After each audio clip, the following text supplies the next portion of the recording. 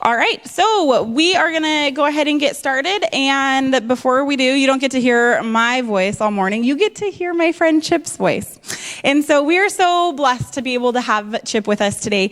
He is not only part of the Ridge Care team, and so we're super lucky to have him, but he is also an experienced pastor and teacher and also psychotherapist who specializes in walking the bereaved through their grief journey. And so he has dedicated countless hours and years of his life to walking through the grief process and journey with other people. And so part of what he is passionate about doing with this seminar is to help you, again, like we said, not just survive the holiday season, but really be able to introduce some of that hope and joy back into a time that should be full of hope and joy, while still understanding that it might be a little bit hard. And hard is okay. So he is going to give you a lot of tools that you can use, a lot of scripture, just a lot of hope to be able to navigate through the holiday season as we do that in light of our grief and our loss. So before we get started, I am going to pray for Chip, and I'm going to pray for you, and we're just going to pray for this morning. Father God, we gather here today, Lord, and we do so with an expectation, Father, that you are going to meet us in such a mighty way, Father. God, I pray for each person sitting out there today, Lord, wherever their journey is, Lord, wherever their grief finds them today. God, I pray that your peace will push out whatever negative thoughts that they are having, God. Lord, I pray that they will feel your arms of comfort surround them, Jesus, and that they will just feel your presence so abundantly with them. God, I pray for Chip this morning that you would just use him as your vessel, God. Help him to share with us what you have laid on his heart for us to hear, God, and help prepare our hearts and our minds for the work that lies ahead, Jesus. And thank you, Lord, so much for being a presence in our life that we get to turn to in our deepest heartache and grief, Lord. And we just pray that you will be here, that you will show up, and that you will work in mighty and powerful and amazing ways. We love you, Lord, and all that we have is yours. Amen. I've done this seminar in 3 different states up and down the coast, and I can't even count how many churches and civic groups. And sometimes, as Miranda said, we come to this and our hearts are still very, very tender.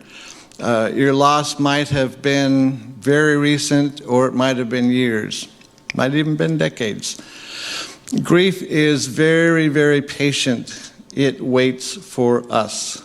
And so I've had clients, friends who've waited 20 years to begin to deal with their loss, and that's not that unusual. But if you're here and your loss has been, say, in the last couple of years, good for you.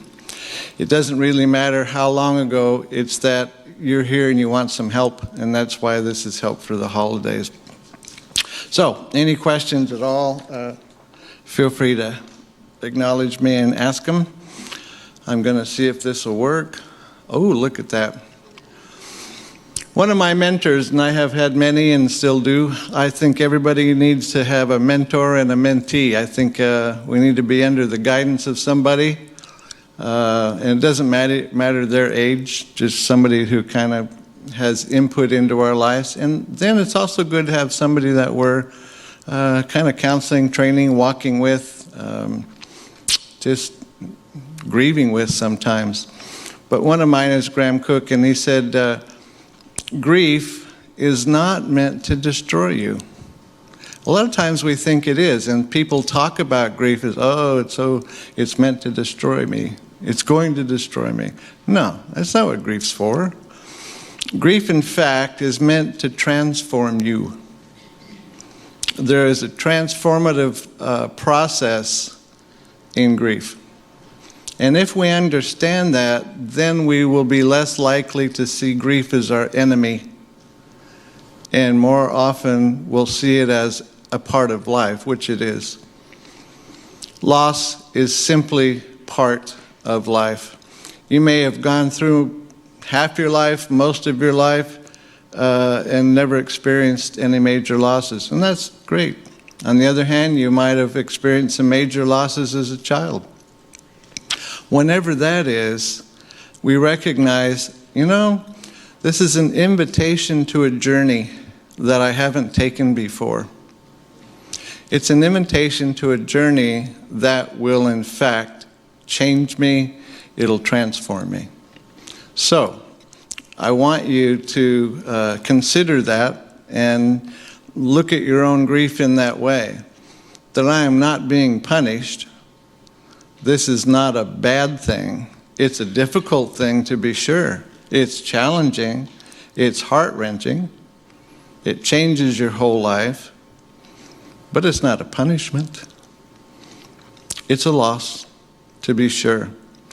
But, as we know, life is full of losses.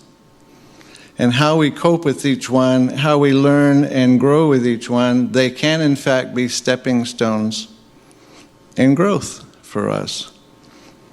But the choice is ours. It's easier to just stay home and wallow and not even tell anybody. At least it seems that way. So it takes great courage for you to be here today. I really mean that. It does. Grief is meant to transform you. The most difficult, challenging season for any of us, especially in loss, is the holidays. Why? Because we expect there to be family. We expect there to be people around the table. Darcy Sims, and you'll see all these sweet pictures, and they're just nice. I love Yosemite, and so there we are. The holidays are coming, and I'm not sure I'm ready. I'm not sure I'll ever be ready again. It's late fall, and I feel as cold inside as the landscape is outside. Tried making out my gift list today, but my tears kept getting in the way. It's so hard to think about gifts and fun and the holidays when a loved one has died. As I get out the dishes and count the silverware, I'm acutely aware of the empty place at the family table. I'm trying to find the holiday spirit. But when the family circle has been broken by death, the only things that sparkle this season are the tears in my eyes. That captures for most of us, if not all of us, how we are approaching the holidays. Yep, they're coming, I can't stop them. If I could somehow magically take a helicopter from today and come back, and be back in my life somewhere around January 2nd, I would do it. I don't look forward to the holidays because it's going to cost. It's going to cost me my emotions. It's going to cost a lot of things. But if we change our perspective, or we allow God to help us change our perspective, then there can be a certain amount of anticipation. I'm not saying you're going to be joyful about the holidays coming up, but I'm also saying you're not going to have to dread them either. And that's what this seminar is. That's why it's called Help. So number one, first thing you need to do, be patient and realistic. The patience is mostly with yourself. Be patient with yourself. Why? Because you're going to find that you don't have the energy to do things you did a year ago or the year before or the year before that. You want to be realistic. Okay, well, that's going to take some thinking. That's going to take some pre-planning. You wonder, why do we have this so early in November? Well, because Thanksgiving's around the corner, and then we have Christmas Eve and Christmas and New Year's and a myriad of other holidays in between. Might even throw a birthday in there or something. And so I have to be realistic about what is going to come up in the next couple of months. This might seem like a funny thing. Remember that you're grieving. What, are you kidding me? That's why I'm here, I'm grieving. Yeah, I know, but when we get busy, when the holidays come, we can kick into mechanical mode. We can kick into, I got this to do, and we forget. We forget the cost that grief exacts on our bodies, on our minds, on our souls, on our family system, on everything. There's a cost involved in grieving, and it makes us tired. But sometimes we can get so wrapped up into the season that we forget. So, number one, remember that you are grieving. Therefore, be kind and gentle with yourself. Give yourself some grace. Give yourself some grace. You need to do that. What helps most people, whether you're a list maker or not, is to make lists.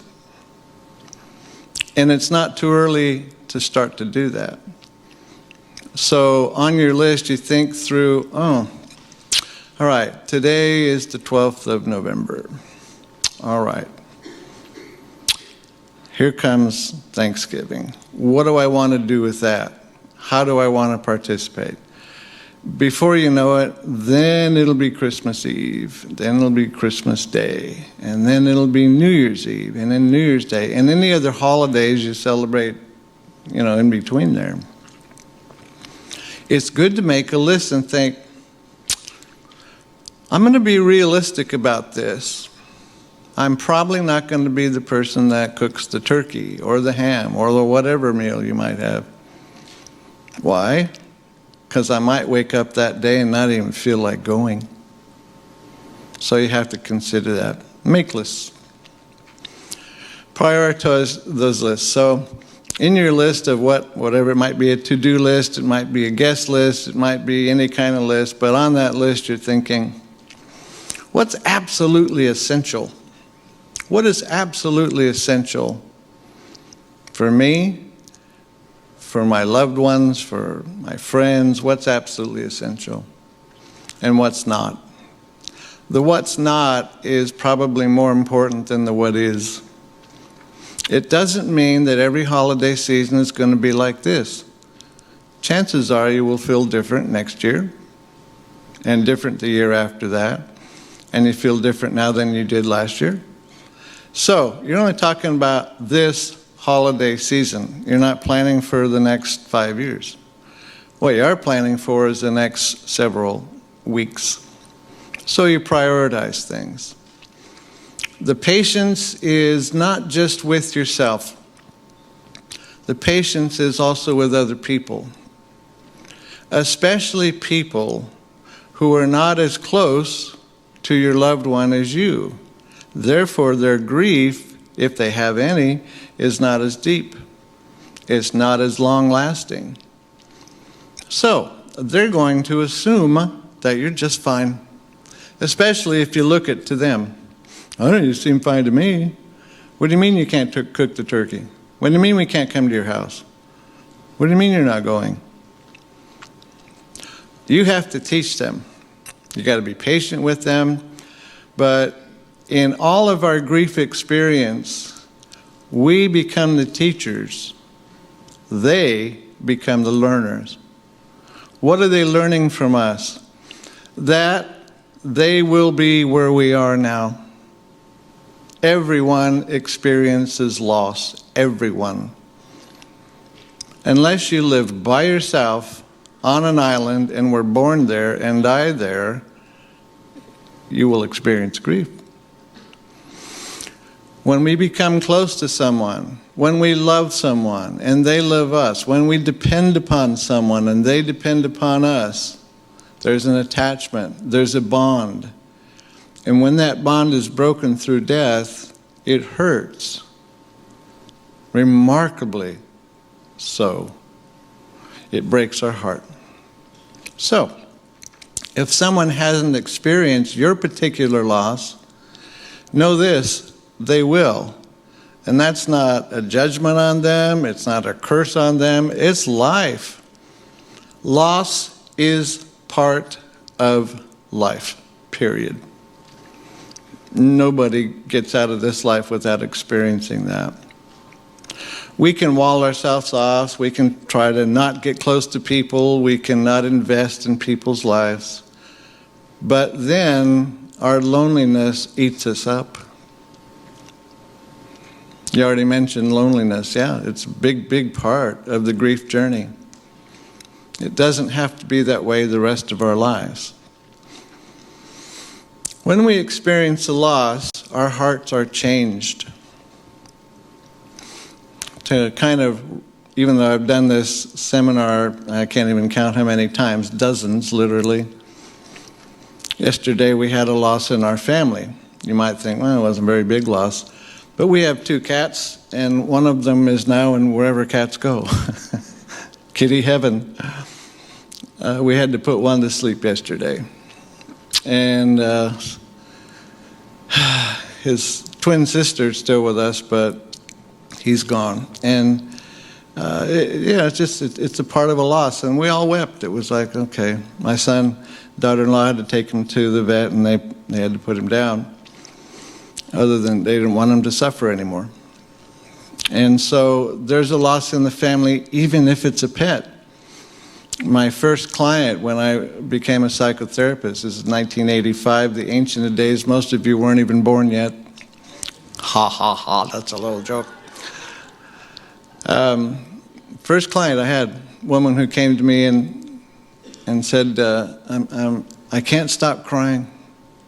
Okay, that's usually part of grief. No, I can't stop crying. It's been 21 days straight. Well, would you tell me your loss? She said, yeah, my dog was run over by a car and killed. I said, wow, that's pretty tough. I can understand why you're here. Just by way of getting to know you, have you had any other losses? She took a deep breath, looked at the ceiling, blew the breath out, and said, well, my son died. Now I leaned forward. I said, your son died? She said, yeah. If you don't mind my asking, how long ago was that? Again, takes a deep breath, looks at the ceiling, and says, oh, it's been over 20 years. So I explained about the difference, and we'll get into that, between grief and mourning. And I said, grief is internal. Everyone grieves their losses at some point in time. Not everyone mourns them. Mourning is a shared experience. And this stuff isn't in your notes. It's just bonus stuff because I'm rambling on. But I thought, wow, let's talk about both losses, okay? Because there's a reason you didn't grieve your son's death. By the way, how did he die? Oh, he was hit by a car as well. I don't know why I can't stop crying. I said, it's possible that you're not only grieving the death of your dog, you're grieving the death of your son. So let's talk about both. She became a client for every week for the next year. She is the first chapter in my book, which is finished, but I'm editing it. I wrote a book called Voices of the Heart, Stories of Hope and Assurance in Loss. It's done. My editors all think it's too long. I don't like my editors anymore, even though I'm married to one of them. She's the toughest. So I said, okay, I'm done with you guys editing my book. I'm going to do it myself. So I'm having to cut out stuff out of my own book, and then we'll print it. But it'll be out. Anyway, point is, Alicia had gone through that. That's not her real name. And she had to work through a loss that was 20 years before. Why didn't she didn't have time. She was a single mom with 2 other kids. One of them was special needs. She said, I had to take care of my kids, and I still work full time. I didn't have time to think about that. I missed my son. We had a service, and he's buried, but I really didn't have time to mourn. Okay, think it's time now? She goes, yeah, I think so. Okay. So sometimes our losses mount up, and it can be decades, plural. And then, because grief waits patiently for us, then it'll come up and it's triggered by some other loss. So especially in the holidays, but really if you're grieving at all times, be patient and realistic. Number 2, listen to your heart and acknowledge your limits. Excuse me, listen to my heart? What do you mean, like with a stethoscope? No, deeper than that. Our heart, you might call it your soul, some would call it your spirit, whatever you want to call it. There's an inner part of you that nobody really sees. You know what it is. You might call it your conscience. Probably 12 different names, but we'll just call it your heart. Listen to your heart. What is my heart telling me that I can do or can't do or should do or shouldn't do? And then I acknowledge my limits. And it's okay to acknowledge limits. It's not going to be the same this year as it was last year or the year before. Why? Because I'm different. I've experienced a loss, and it has changed me, and it continues to change me. So what do you got to do? Something you don't want to do. Spend quiet time alone. Oh, please. I don't like being alone. I know. Who does?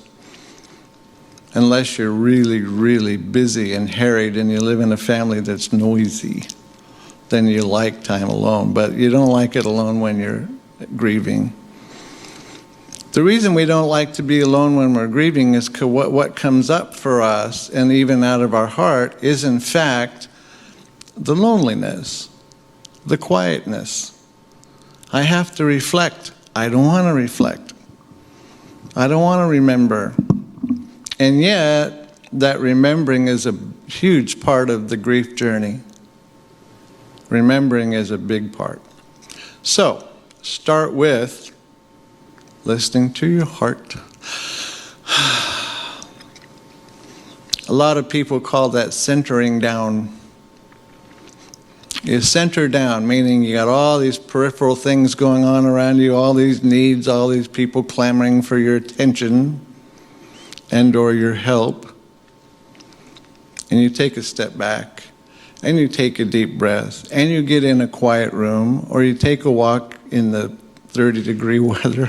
I was going to go for a walk yesterday, but good night, nurse, it was cold. So, walk inside. You center down, and then you are with your thoughts. It helps sometimes to write them down. I'm a big proponent of journaling for that reason. But you start with your own needs. It's okay to start there. It's not selfish, because you're going to eventually get to where you're thinking of the needs of other people, but that's not your priority right now. When you spend time alone, be aware of your own needs. What are they? Well, I need good rest.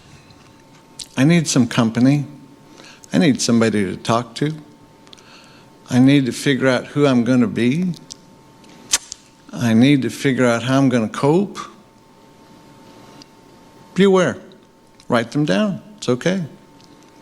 Writing them down doesn't mean you're stuck with them for a lifetime. It just means, okay, this is me right now. This is who I am right now. This is who I am today. Might even be different tomorrow. Might be different by Christmas. If you then have the courage, you express some of those needs to your family and or friends, or both. It's nice in life if we have a good friend. If we're very fortunate, we might have two. A lot of people don't have a friend like that. That they can tell their needs to, their wants to, their desires to, and not feel less than. One of the reasons we don't share our deepest needs with somebody else is because we might feel less than them.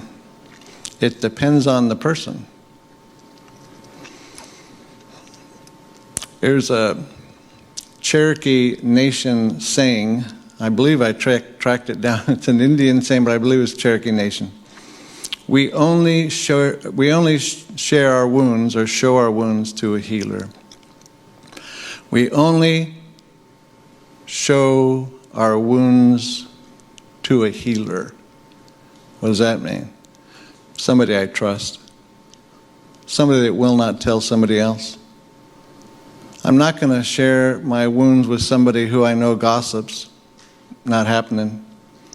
I'm not going to share my wounds with somebody I don't trust. Not happening. But I will find a person who's a healer, somebody I can trust, somebody I can talk to. Then I'll share them. And maybe that person is in your family system. Maybe that person is a friend. Hopefully. If not, we have a whole team of trained people that will be that friend, be that person that you can express to. Here's a big part. Any questions on that part? Okay. You're a quiet audience, but that's okay. I used to be really scared about that thing. Nobody's asking. And my wife said, honey, they're listening. This is new stuff. They're pondering it. Oh, okay. That's all right. Remember that it's okay to say no. You'll notice that the no is in red. It's okay to say no. Very often, if we were physically infirm, for example, if we had broken our arm, do you think family members would want you to cook an entire Thanksgiving meal? I'll do it. It's okay. I always do it. I'll do it. I'll do it. No. Guess what? A broken heart hurts a lot worse and is a lot more crippling than a broken arm. The only difference between a broken arm and a broken heart is people can see your broken arm. They can't see your broken heart. So we have to tell them. I can't. I can't do that this year. I'm not saying forever. I'm just saying, no. And when you say yes, make your yeses tentative. What does that mean? Yeah, I'm pretty sure, but I know it's going to be kind of a family potluck or a community potluck or whatever. I'm going to bring potato chips. What? Potato chips? Who cares if that's exactly the point. If I don't show, nobody's going to miss the potato chips. Or if you like, the Fritos, or whatever it might be that would be the bottom of your list. Yeah, you volunteer with that. You don't say, oh, I'll bring the meal. I'll bring the turkey. No, don't do that. Make your yeses tentative. I'm going to try to be there. And even if I come, I might not stay the whole time. Well, why not? We need you to be there. I know you do, and I probably need to be with you, but I'm going to go by the energy that I have and my expectations, which I've already thought about and written down. My yes is going to have to be tentative. Do what you can, and let that be sufficient. It's not just sufficient with you, because you know you. You've already talked to your own heart. It's got to be sufficient with the most pushy member of your family. Some people have a pushy parent, some people have a pushy sibling, some people have a pushy grandparent, aunt, uncle, friend. Some people don't have any pushy people, God bless you. But usually in the family system, especially if it's relatively large, there's some person that just wants to have everything just right, just so, and goodness, you made the turkey last year, so you should do it this year. No, you must. No, I must not. Unless you want raw turkey. I'm not doing that. So you decide in your heart before this conversation ever happens.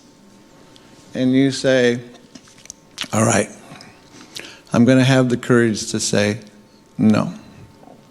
Not this year. And it's important that they know, and you know, you're not saying no for the rest of your life. You're saying no for this year. Adapt cherished traditions. Most families have some sort of tradition. I'll tell you what, we've lived in Ridgefield a year today. Moved here 1 year ago today. We lived in Vancouver for a year, and then in Southern California. decades before that. The reason I retired up here and came here is because my first pastorate was in Vancouver, Washington. This is back in the dark ages of 1976. Why am I a Seattle Seahawks fan? Because that's the year the Seahawks started. So I consider myself their first fan. I'm not, but I consider it.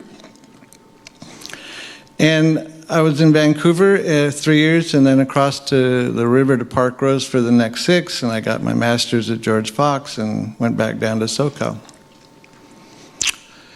And when it came time to retire, I thought, hey, family, now, let's consider coming back to or for me anyway, coming back to the Northwest. So they all took trips up here. My wife and I took a trip up here. We weren't married when I was up here before. And then my son and daughter-in-law came up, and they said, yeah, we've looked all the way from the top of Washington all the way down, and we like the Vancouver metro area. You have to know, when I moved to Vancouver, it was about 40,000 people. It's 180 now. We go down along the river where I used to just walk in the mud, and it's all big high-rises now. I think this is not the town I remember. Matter of fact, it's a city. Portland isn't anything close to what I remember. Things change. Traditions change. We change. The temptation is to scrap them. That's it, I'm not doing it. There are probably 10 different Robin Hood movies. If you've ever watched Robin Hood, you look for Robin Hood. There's the one that Alan Rickman plays, the Sheriff of Nottingham. If you know that one, Kevin Costner's in it. And there's a point at which the Sheriff of Nottingham is so frustrated, he says, all right, cancel Christmas. And every time I see this line, I think of Alan Rickman saying, all right, cancel Christmas. That can be our tendency. That can be our first thought. Cancel Thanksgiving, cancel Christmas, cancel the New Year. I don't want any of it. My heart's broken. I'm lonely. I'm tired. Cancel Christmas. That might be our first thought. And it's a temptation. But we have to avoid that. I don't mean we have to have everything the way it was last year, the year before, the year before. We want to keep the ones alive that make sense to us. That's why we make lists. That's why we think, okay, what could I do? At least tentatively plan for. Something that makes sense to me. In my grief journey, and it is a journey. It's not a life sentence, it's a journey. But right now, as I find myself, what makes sense to me for the next several weeks? One holiday at a time. What makes sense? And that's why you make a list. That's why you write them down. Then if you're really bold, you try a new twist on an old tradition. What does that mean? Well, I had a client whose husband had died in July. And she had 2 boys, adult, grown up, own marriages. And Christmas time was coming, and the boys decided to deliver to their sweet mom, now a widow, a Christmas tree. Thinking, oh, that'll be good. That'll lift her spirits. She's been grieving. It's been a tough several months, and, maybe a Christmas tree. So they got her this nice, beautiful Douglas fir, 6-foot tree, put it right in her living room. She looked at it, barely said thank you, and let it sit there for days, not even looking at it. Son came back about 10 days later. One of the sons said, Mom, aren't you going to decorate that? She goes, I don't feel like it. Truth is, I don't feel like celebrating Christmas. Your father's gone. I'm alone in this house. I know you boys and your families, I'm looking forward to seeing you, but I don't feel like decorating.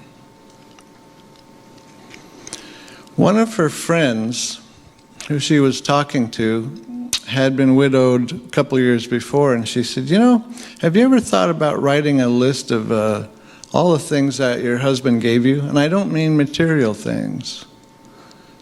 And my client said, well, what do you mean? Well, like laughter, joy, acceptance, compliments. You ever thought of that? She goes, no. She said, you should think about that. It might change your perspective. What my client did, and I think this is a beautiful thing, we did it after my mom died. Write down those things and make them ornaments. And put a little loop on it, and make them like a shape of a tree, whatever shape you want, and then hang them on the tree. She started with just patience, and then she thought about her husband and all the years they were together, and love, kindness, sense of humor, acceptance, and she just kept going. Before long, that whole 6-foot tree was filled with her ornaments that she made that reflected the life that her husband had lived. And she stepped back and smiled. First time since July, really smiled. Tears were coming down her cheeks, and she said, I'm thankful for all these things because I had them in him. And I will have them again. That's a new twist on an old tradition. And my wife had brain surgery. She had had a seizure. This goes back about 25 years ago. She had a seizure. And we had the fire department come, and that was the best part for her because she said, I had 5 of the best looking men I've ever seen in my life carry me down the stairs, put me in the ambulance. I said, good for you, honey. But they ended up doing a brain surgery. Found out that there was a worm in her brain. Cysticercosis. It was a little tiny worm. And the surgeon said, I'm glad we got that because in about 8 months you would have been dead. And that's what caused your seizure. It can't bother you now because we took it out. It's very rare. Have you been out of the country? No. Well, it's probably from something you ate. Oh, thanks. We didn't go to a restaurant for the next 3 months at least. But it happened to be right before Thanksgiving, so I found myself at Marie Callender's is no more, but I found myself with about a dozen other men standing outside waiting for our Thanksgiving boxes. And I thought, there are no women here, it's just men. And we waited for our little boxes of Thanksgiving. For that year, that was a new tradition on an old one. We had to. My wife had just come home from the hospital, and she was doing fine. She's been fine ever since. She's doing great. But it was quite an experience, and it happened to be at Thanksgiving time. New tradition, whatever it might be. It's okay to change that tradition and to do a new one. Some people become involved in a charity. Hey, you know what? I've always been so busy in my life and in my family with everybody in my family. But now I'm different. The system is different. The people are different. The relationships have changed. What if I became involved in a charity? There are a lot of people that need help. A lot of people that just need your kind face. A lot of people that need your helping hands. That can change our entire perspective, becoming involved in a charity. Church that my wife and I served in Capistrano Beach which is in Orange County, California. We would feed, since we were a beach church, we had a lot of homeless people who literally lived on the beach, but we would feed as many as we could. I'm talking 300 to 500 on Thanksgiving. That was one of the best Thanksgivings I've ever spent, was to the privilege of handing out food to people who are very, very grateful for that. And that was our own charity. I've been in different ones. Or you can visit a nursing home or a homeless shelter. People need you. People need you. I'm not saying if you're sitting here today, you must go visit a nursing home or homeless shelter or get in a charity. I'm saying these are options to adapt to what you've done in the past. Thinking outside the box. That's why we make lists. That's why we start thinking and writing things down. Hey, I've driven by this nursing home, this retirement place, even a hospital for decades, and I've never gone in. What if I went in and just said, who needs a visit today? Who hasn't had a relative, a loved one, a friend, a neighbor come by in a while? Oh, well, Mr. Jones in 13B, it's never had anybody visit. You think he'd be open just a really brief chat? Yeah, I think so. Okay, with your permission, I will go visit. That's all it takes. Is it scary? Yeah. Mr. Jones might not want you there. Mr. Jones might not smile at you. On the other hand, Mr. Jones his whole countenance might change. Why? Because he had a visitor. Somebody cared. Wow. And you got to be that person. So, trust me, there are a lot of people. I used to work in a nursing home. I was social services director. That was fascinating. And boy, it was, we had a combination of nursing home, but it was also kind of a mental facility.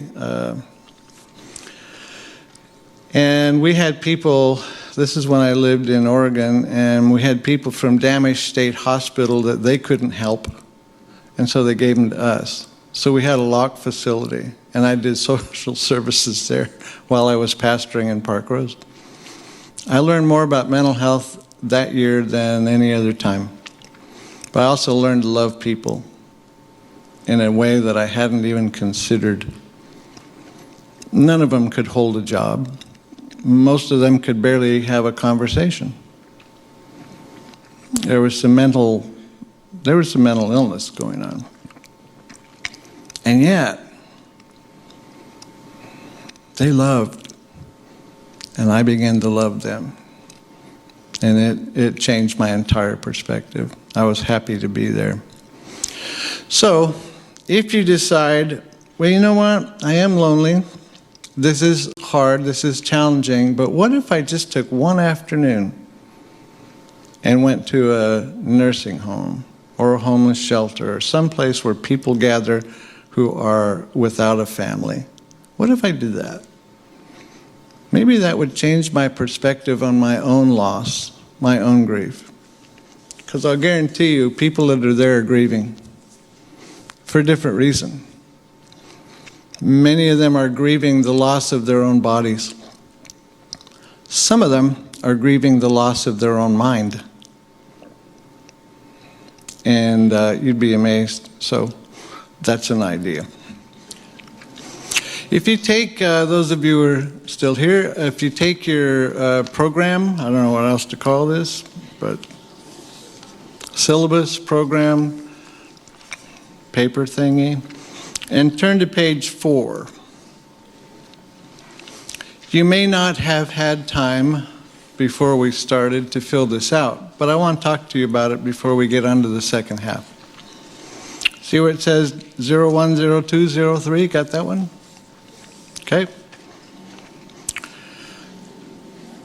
The most difficult part of the holidays, plural, for me is,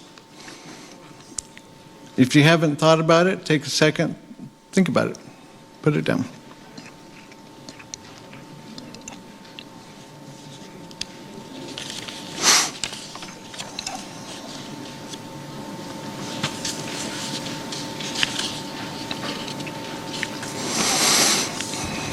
Anybody who's brave enough to say? Go ahead. Couples gatherings, because you're no longer a couple, I would assume. Yeah. Yes. Thank you. Not having any family around. Yeah, that's really challenging. Yeah. Go ahead. Being half of one. Yeah. Yeah. Yeah. Thank you. Go ahead. Oh, you have a microphone. I have a microphone, so if anyone wants to use it, yeah. If you do use it, make sure you put your mouth somewhere near it. And usually in audiences, people go, anyway, so, yeah, well, hey, put it over here. Thank you. Anything else? Most challenging, difficult, hard part of this upcoming season is? See, the microphone has scared them away. Go ahead. Right behind you. Watching the joy of others. Yes. Watching the joy of others when you're not feeling it.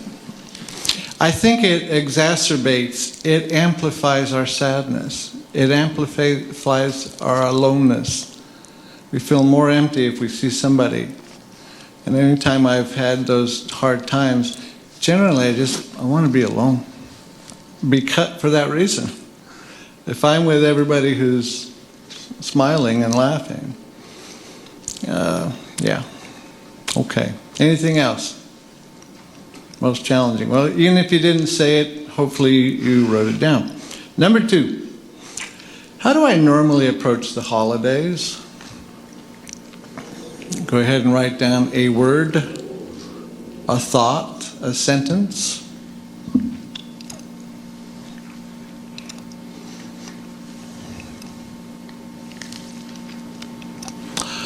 And then if you are so bold, you want to share it, please do.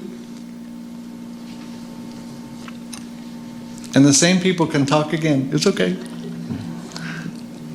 Yes? I always put out my nativity now to before and after, and I'm definitely going to do it this year. Good. You're putting out your nativity. Yeah. Good for you. I like your resolve. That's good. I like that. I'm going to do it. Yes? Making something for somebody for that particular holiday, like making gloves or hats or scarves for Yeah. the fall or the winter time Great. for other people. That's great. What a gift. That's wonderful. That doing that, by the way, during the process of making something takes us out of our own pain for a little while. And it puts more of a purpose to what you're doing, because you're doing it in the midst of the most difficult time in your life, and you're still doing it. So that's a beautiful thing. Yes? Did you have your hand up?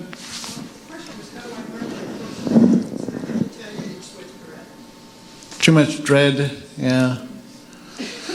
That's mostly why most of us are here. It's like, what am I supposed to do with these days coming up? I don't want them. And it really is common to think, I'd like to just skip the whole thing. I don't feel like it. It's going to remind me of who I miss, why I missed them, all of that. How do you get through grief? One day at a time. The movie Sleepless in Seattle. I do other seminars. One of them is just on grief itself, not the holidays, just grief. And I use movie clips. And one of them is Sleepless in Seattle. You know that one? Tom Hanks. And he's talking to a therapist on the phone, and how are you getting by? He goes, well, I breathe in and I breathe out. And I breathe in and I breathe out. That's what I do. Now, his was a little unrealistic because it had already been a year and a half and he was still doing that. I thought, as a grief therapist, I ruin most movies because I look at them and go, you're probably not. But at any rate, that part is true a little earlier on. And for him to move from Chicago to Seattle was not the best thing to do, because generally as grief therapists we say, please don't make any major decisions for the first 12 months. Why? Because you're not yourself. You're not necessarily rational the first 12 months after a major loss. Plus, you're moving to Seattle where it rains a lot, and you're going to... I know it snows in Chicago, and I know, but good night. You're going to Seattle, capital of the tears all day long. So, okay. Finally, one thing I hope to take from today is... Did you say hope? Good. That's excellent. That would be great. Yes, go ahead. I'm just going to say more hope. More hope, yeah. Yeah. Our motto underneath grief care was bringing hope to the broken heart. And I decided that's why the Lord put me on earth, was if I had the privilege of bringing hope to a broken-hearted person, okay, Lord, thank you. What a privilege. Hope is what we need. Hope is what carries us on. Hope is gas in the tank. Hope is what gets us going.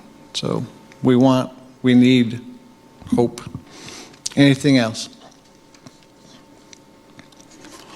Okay. Tears. Oh, tears, oh, tears. Allow the tears to come. They will anyway. And oftentimes when we are grieving, the tears will just come.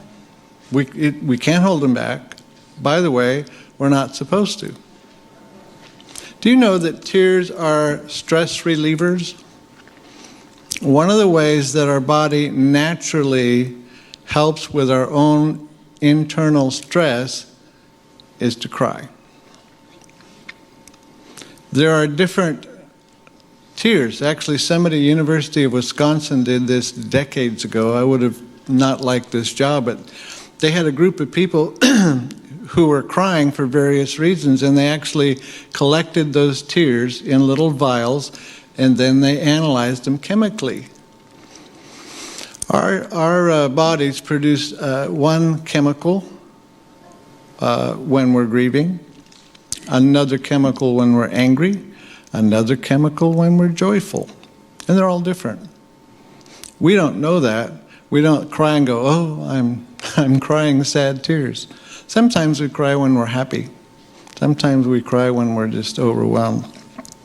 And more often than not in a loss, we just don't stop them. They just come. So allow them to come. Last night at dinner, our family sat around and talked about Opie. Opie was the cat who is now in kitty heaven, wherever that is. My wife said, do you think there's pets in heaven? I don't know, but the lion's going to lie down with the lamb. So there you go. I said, I think so. I don't know. It's what brings us joy. So I don't know. Is Opie in heaven? Well, I don't know. Wherever he is, we miss him. And so there were a lot of tears around our dinner table. And that's for little Opie. He's been in the family for 10 years. And breaking it to our 7-year-old grandson was the hardest thing, because he doesn't understand the concept of death yet. So this is his first loss. And we cried. We cried as a family. But also look for joy even in the pain. It's amazing how we are so constructed that we can experience joy even when there is pain. Even when our hearts are breaking, there can still be joy. Why? Joy is not dependent on circumstance. Happiness is, but not joy. Happiness is circumstantial. I'm happy if such and such happens. Joy, on the other hand, transcends all of it. And so you can be joyful even when you're the most sad. So look for joy amidst the pain. Don't deny yourself the gift of healing tears. And they are, in fact, healing. for the very reason I mentioned. There are stress relievers, at the very least, they're stress relievers. It's great to have a good cry. Question always comes up, why is it that men don't cry? We are not trained. We're kind of trained from little boys that big boys don't cry. And so we don't learn to. We don't necessarily learn to be comfortable with crying and shedding tears. If we can, we are under a lot less stress. The women in my household, which is my wife and daughter-in-law, they can cry over just about anything. Usually the way I look, but that's another story. But it's more easy often for women to cry. A lot of it has to do with just how we're constructed. I won't get technical, but women's brains are different than men's. You probably knew that. But a woman's brain, the right and left hemispheres of the brain are simultaneous. A woman can connect easily, right and left hemisphere. If you ask a woman, most women, how are you? She goes to, okay, both the right and left hemispheres. Basically, logic and language and just that type of thinking are in the left hemisphere. Creativity, feelings, emotions are in the right hemisphere. I'm simplifying it. But a woman can easily connect the two. And so she can think, well, you know, I just had this loss, and today's an anniversary of this, and this happened a year ago, and then I also saw this on TV, and so she goes, I'm okay. Same woman asks her friend, husband, boyfriend, cousin, brother, how are you? He goes down a checklist, all of it in his left brain. Well, let's see, I don't have to go to the bathroom. I just ate, and I'm not working today. I'm fine. And she says, no, that's not what I mean. I mean, how are you? And he looks at her with a blank look. Like, what are you saying? Because we as men have not necessarily been taught to access that right hemisphere of our brain. We have to learn that. And it's much more difficult for a man to access the right hemisphere if he's used to, and he's right-handed, he's working out of the left hemisphere, he's used to that. Now, if he's left-handed, it's a whole different story. I grew up with a left-handed dad. He would cry if I handed him a birthday card. And I used to be really miffed at that or embarrassed by it. Then one day I realized, what a gift to have a dad who was so easy for him to emote, and he was never ashamed about it. He would cry at almost anything. He would cry when the Dodgers won a baseball game. So anyway, if a man is left-handed, then he's going to more readily access his right hemisphere, and that's where the emotions are.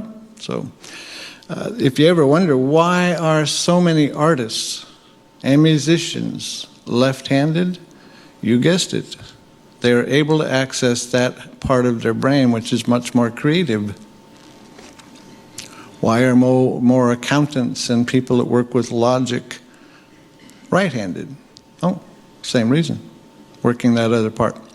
Okay, back to real life. Don't deny yourself of feeling tears. Let them come, it's okay. Try to remember the wonderful moments in your loved one's life. And I bet you there are many. Even in the most difficult of relationships, often we can find one shining moment even. Sometimes, and I hate to say this, but it's true, sometimes the death of someone in the family was anticipated because they were so hard to get along with. That can happen. Even then, you can hopefully think of something that you miss about them, that you appreciated about them. Even if it's, well, brought home a paycheck. That was good. Took me to a ball game once. That was good. But a lot of times we have to think really hard with those type of people. Think of the gifts your loved one has given you. And I don't mean material. Joy, laughter, affection, companionship. You can list a lot of things. Like my client who put them all on the Christmas tree. Honestly, she filled up an entire tree. When her son saw that, by the way, they were blown away. They honestly expected to come over on Christmas Eve and see a tree filled with ornaments and lights. What they saw was a tree filled with handmade papers, all of them, about their dad. They wept. As men, they wept and thought, Mom, what a great idea. That is so cool. So you don't have to do that, but you can at least think of the gifts that your loved one has given you. What are they?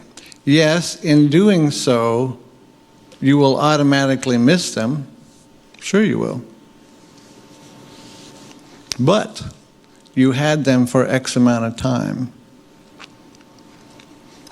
I was 46 when my dad passed, and my mom passed 10 years later. I missed them both. Miss them all the time. But boy, I'm happy for them. I know right where they are. They're doing great. And yeah, you can miss them on the one hand and be happy for them on the next. That can happen. So, tears are important. Joy is always underneath if we mine for it. Sometimes we have to mine for it. Dig a little deeper. How do I do that? Get alone, comfortable, quiet, and alone. Take a deep breath, close your eyes, and then you actually purposefully concentrate on your loved one or on these things, the gifts, the joy, the laughter. Now, again, that'll almost automatically bring up tears. I've done this with my mom, done it with my dad. I've lost 5 friends in COVID the last 2 years. 4 of them through COVID. 3 of them I worked with in a church in San Diego. And I miss them. I'd miss them anyway because I'm here in Washington and they're in California, but I miss them because they're gone from the earth. And I think about them, and so I smile. I've done this a few times. Just sit in my recliner in my office, and I lean back, and I close my eyes, and I think about them. And almost invariably, the tears will come. But the tears will come, and then a smile will be on my face.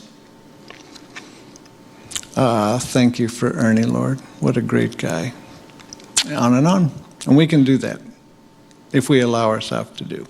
Any questions on this section?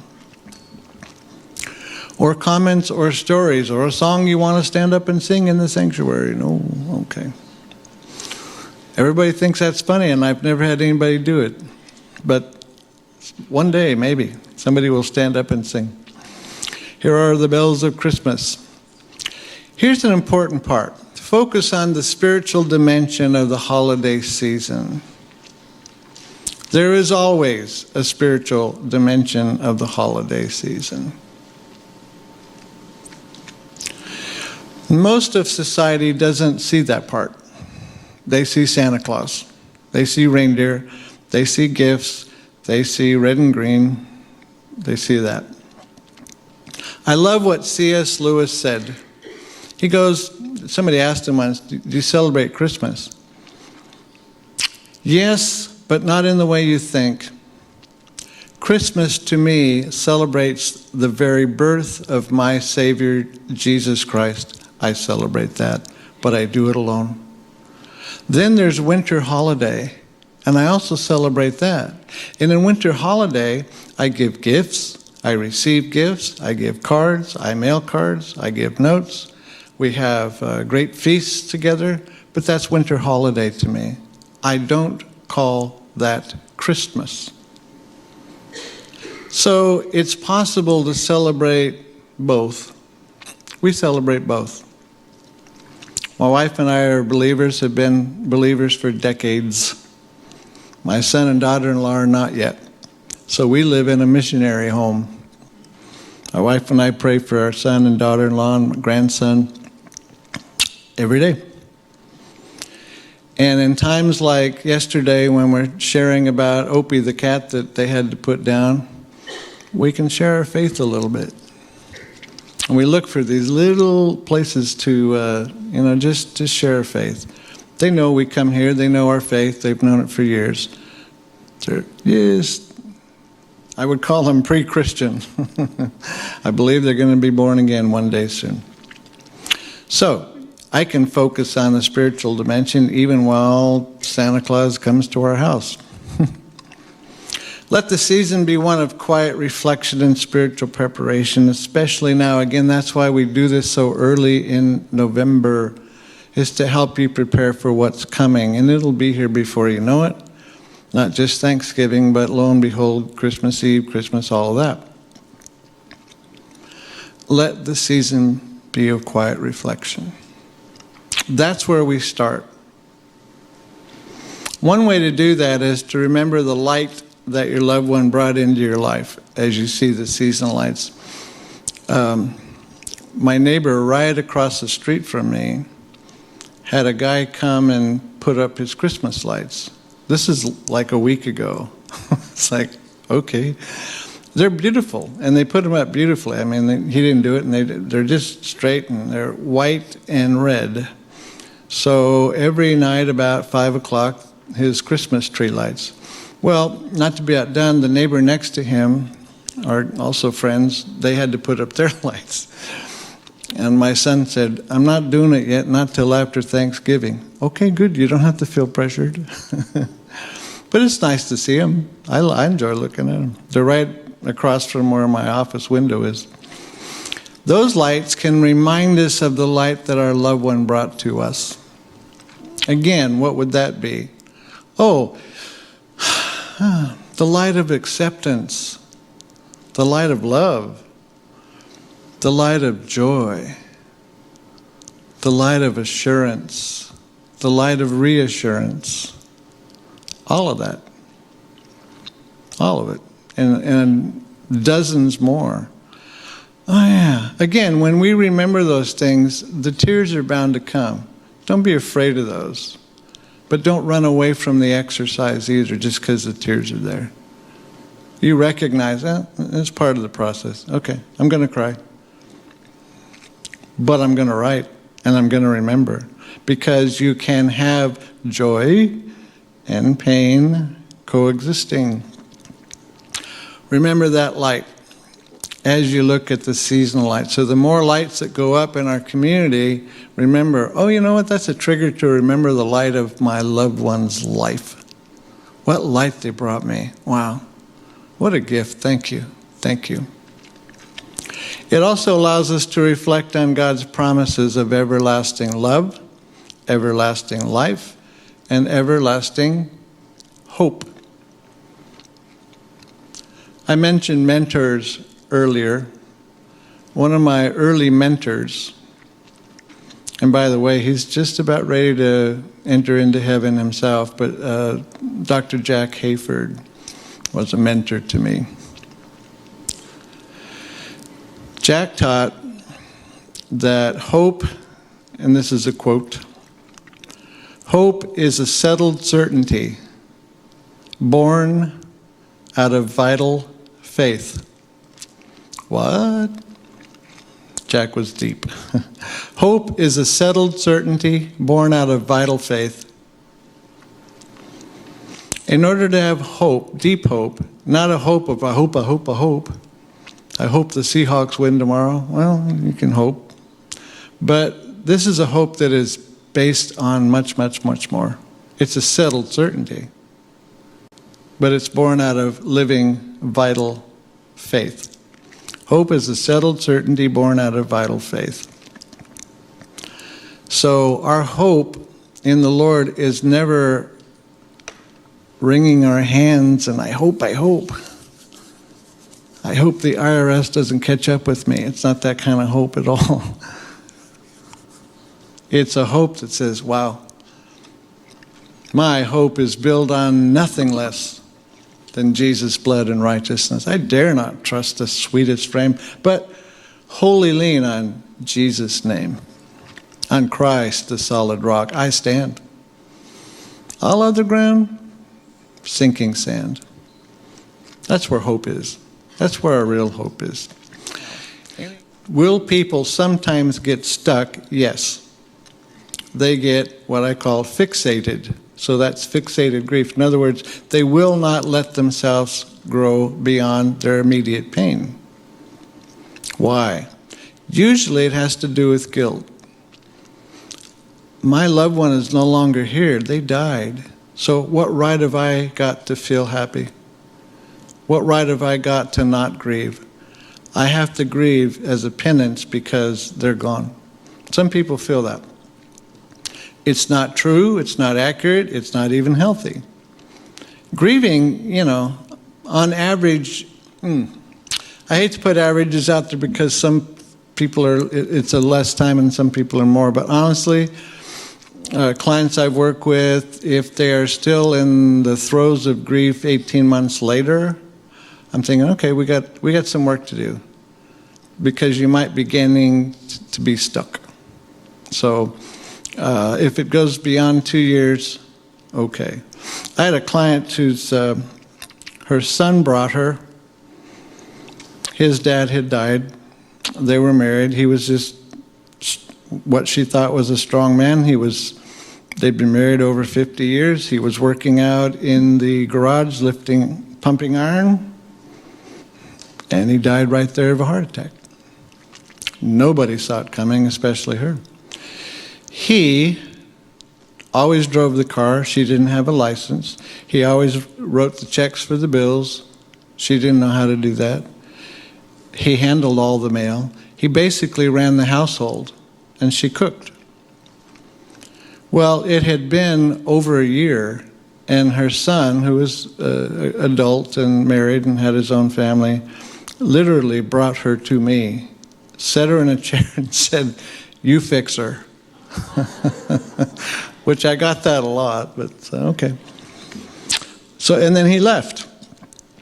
So I very patiently said, "Could you tell me a little bit about your life?" And then eventually about her husband, and it was hard.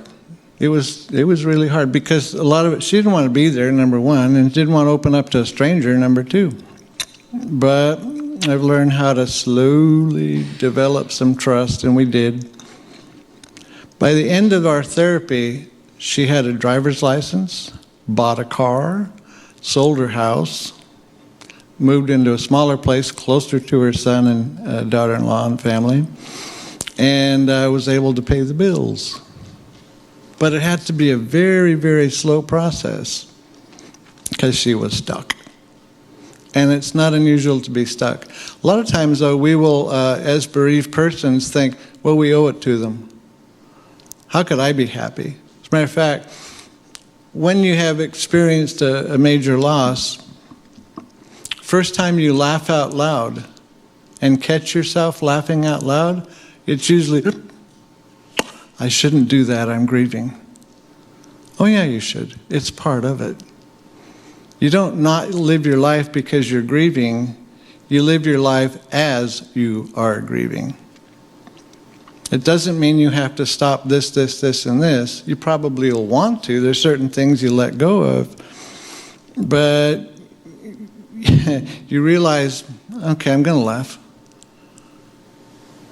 I'm going to tell a joke. I'm going to listen to a joke. I'm going to read a funny book. I'm going to, and that's how we start entering back into the old life and recognize that grief didn't kill us. Because honestly, and you know this, and I know this, it feels like it will sometimes. And sometimes we would rather be with our loved one. I'd rather be in heaven right now. The older I get, the more I think about heaven. I just turned 72. I don't know how much longer I have on the earth, but I sure think about heaven a lot. I think I'm to the place in my life that I have probably as many friends in heaven now as I do on the earth. Close friends. And I miss them, and I think about them. And maybe you're there too. Doesn't mean I want to die. I don't. I just kind of want to see Jesus face to face and see my friends, my loved ones, my mom, my dad, all my relatives, all that. And so you think, and it's possible to have both. I was talking to my wife the other day. We were talking. We go out to lunch every Friday and we talk, because she works Monday through Thursday full time, and so Fridays we get to go out on a lunch date and talk. We were talking about that, and I said, "Yeah, you know, I do think about heaven. I think about it a lot, and not that I want to go there right now, but I think I have more friends, and I think about them, especially the last 4 who have passed due to COVID, and it was sudden." And these are good friends. These are people I worked with at the church I came from. And so it's a both and, not an either or. All right. Let's go on. Here's the wreath. Take heart. Take heart. What does that mean? Well, we're in the process of creating a new reality. This new reality means that I am going to navigate this life without the presence of the person who is now gone, or people who are now gone. That's a new reality. That's why it takes so long. It's not just the grief. It is certainly that. But the grief is there because the person is not there. The grief is there because I'm having to navigate this life without the presence, the guidance, the humor, the direction of that person. That's a lonely place. It is initially. It is. But we learn.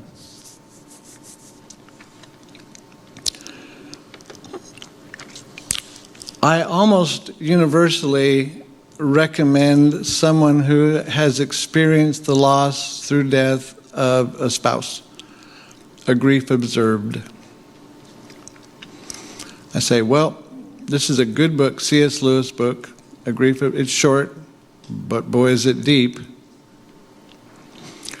After they have seen the movie Shadowlands.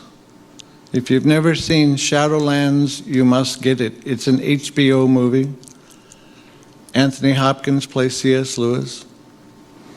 And it's very, very true to life. Very much so. And in the movie, which is also in the book, Anthony Hopkins, who's this fantastic actor, he said, you know, grief is it's a hard experience. Loss is hard, but you learn. My God, you learn. And the way he says it's like, yeah, you got it.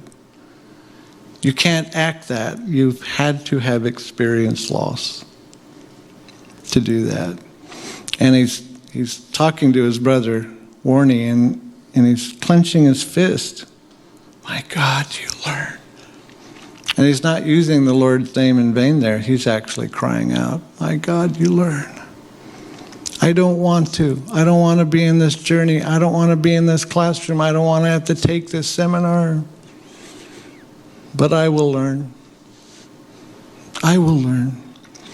That is the new reality. I will learn. Take your expectations and temper them with compassion for yourself and gentleness for yourself. yourself. And other family members, other friends, people you meet. You walk into a Safeway, let's say, and you pass maybe a dozen people. You have no idea what they are facing. You don't.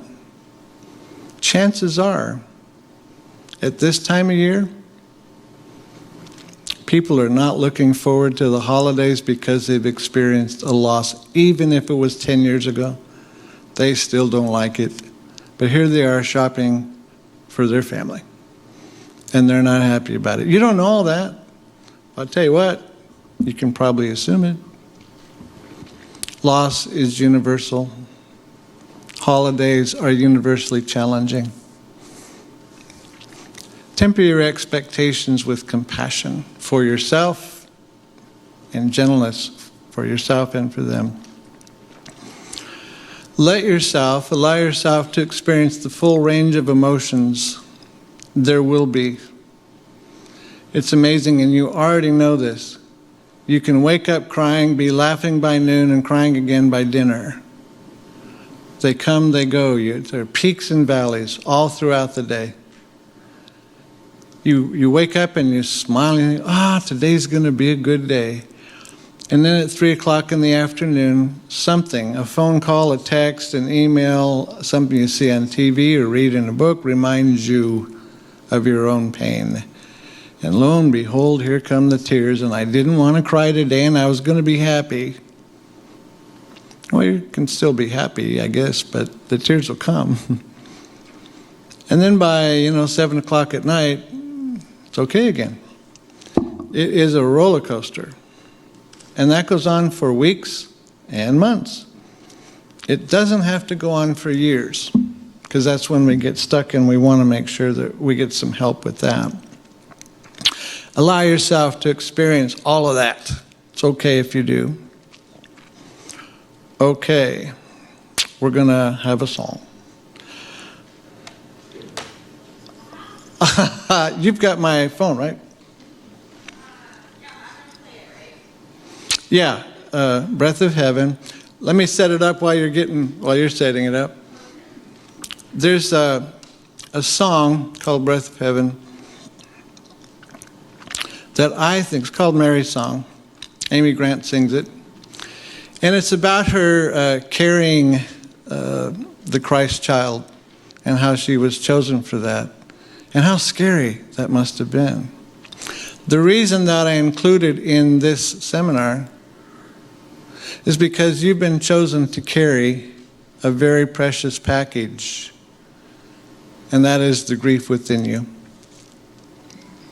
There is a very close tie between what Mary was asked to carry and what you have been asked to carry.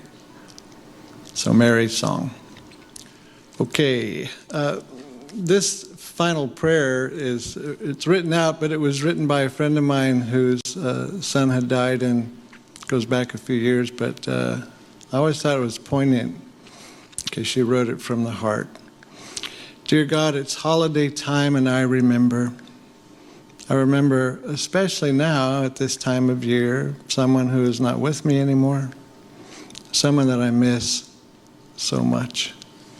Sometimes, Lord, I'm afraid to feel the loss. This time of year, there are things that I remember. How do I celebrate? We used to celebrate and do things together. Jesus, please stay by my side this holiday season. Sit by me and share my feelings. I remember some of the small moments I had with my loved one. Thank you, God, that memories do not die. The memories I have are real to me, and I hold on to them.